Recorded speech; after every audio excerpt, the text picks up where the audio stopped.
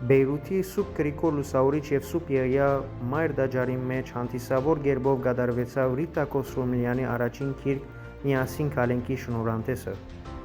Ցերնարգը կազմակերպված էր Դանն Կիլիկիո կաթողիկե հայոց պատրիարքության հովանավորության և ներկայությամբ ամենապատիվ և գերեչանիկ Տեր Ռաֆայել Պետրոս 21-րդ Մինասյան կաթողիկոս պատրիարքին։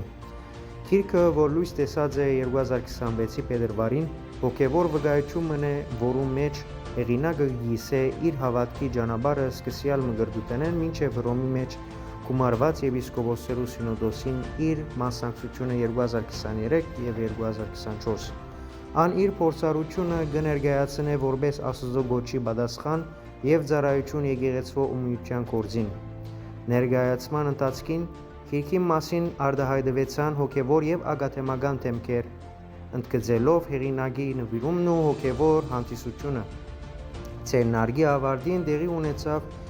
գիրքի կինեցոնը ըստ հայ ավանդության։